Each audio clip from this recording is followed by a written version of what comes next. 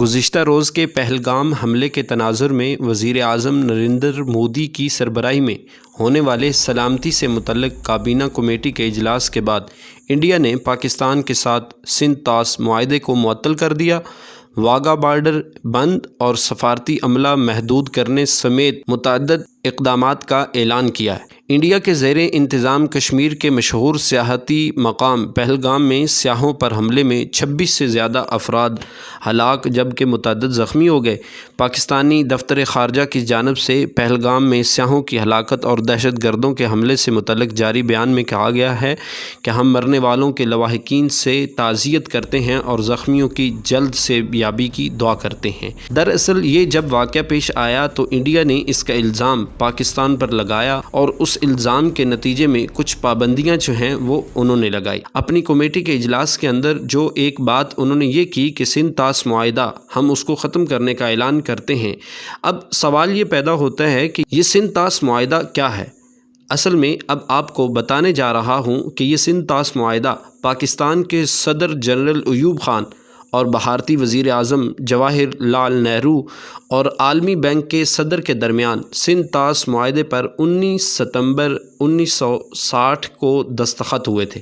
یعنی ایک معاہدہ ہوا تھا جس سے پاکستان کی تاریخ کا سب سے بڑا تعمیری منصوبہ شروع ہوا تھا۔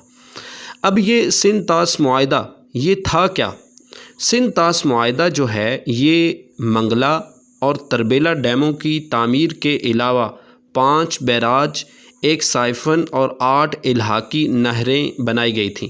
اس معاہدے کے تحت 3 مغربی دریاؤں سندھ، جہلم اور چناب کے پانیوں پر پاکستان اور 3 مشرقی دریاؤں راوی، ستلج اور بیاس کے پانیوں پر بھارت کا حق تسلیم کیا گیا۔ یعنی 3 جو دریا ہیں وہ تقسیم کیے گئے اور ان پر کس کا حق ہے یہ بھی اس معاہدے کے اندر شامل کیا گیا۔ بدلے میں بھارت نے پاکستان کو 62 لاکھ پاؤنڈ ادا کیے تھے جو 125 میٹرک ٹن سونا کے برابر تھے۔ اس کے علاوہ پاکستان کو 10 سال کا عرصہ بھی دیا گیا تھا جس میں الحاقی نہروں کی تعمیر سے راوی اور ستلج کی پیاس بجھائی گئی تھی۔ اس منصوبے کی تکمیل کے لیے ورلڈ بینک کے علاوہ برطانیہ، امریکہ، کینیڈا، آسٹریلیا، نیوزی لینڈ اور مغربی جرمنی نے بھی فنڈنگ کی تھی۔ یاد رہے کہ دنیا کا سب سے بڑا نہری نظام پاکستان میں دنیا کا سب سے بڑا نہری نظام انگریزوں کا اس خطے پر ایک احسان تھا کہ جو 4 کروڑ 50 لاکھ ایکڑ زرعی زمین کو سیراب کرتا ہے۔ 1909 میں شروع ہونے والے اس عظیم منصوبے کے ذریعے دریائے سندھ پر تربیلا ڈیم کے علاوہ 85 چھوٹے ڈیم، 19 بیراج، 45 نہریں، 12 رابطہ نہریں اور 7 لاکھ ٹیوب ویل قائم کیے گئے۔ 1932 میں سکھر بیراج مکمل ہوا تھا جو دنیا کا سب سے بڑا آبپاشی کا نظام تھا۔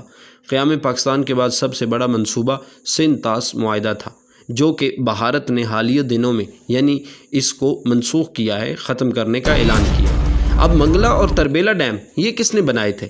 عام طور پر جنرل ایوب خان کو یہ کریڈٹ دیا جاتا ہے کہ انہوں نے یہ ڈیم بنائے تھے، جبکہ تاریخی حقیقت یہ تھی کہ موصوف کا اس ضمن میں جو کردار تھا وہ صرف ایک ایسے معاہدے پر دستخط کرنے کے سوا کچھ نہ تھا جس پر قیام پاکستان کے وقت سے کام ہو رہا تھا۔ منگلا یا تربیلا ڈیمز بنانا کسی طور پر بھی جنرل ایوب خان کے کارنامے میں نہیں ہے، نہ ہی اس کی سوچ، خیال یا ارادہ تھا، بلکہ محض ایک اتفاق تھا کہ اس وقت وہ صدر پاکستان تھے جب اس معاہدے پر دستخط ہوئے تھے۔ سندھ طاس معاہدے پر 1954 میں ورلڈ بینک نے فنڈنگ کی منظوری دی تھی، لیکن اس وقت پاکستان اپنے حصے کے دریاؤں کا پانی بھارت کو دینے کو تیار نہیں تھا۔ یہ معاہدہ اس وقت ممکن ہوا تھا جب ذوالفقار علی بھٹو وزیر پانی و بجلی، قدرتی وسائل اور قومی تعمیر نو تھے اور انہی کی سمری پر یہ تاریخی معاہدہ ہوا تھا۔ انہی کی نگرانی میں اس عظیم منصوبے پر کام بھی شروع ہوا تھا جو بھٹو صاحب کے پاکستانی قوم پر دیگر عظیم احسانات کے علاوہ ایک اور بہت بڑا احسان بھی تھا۔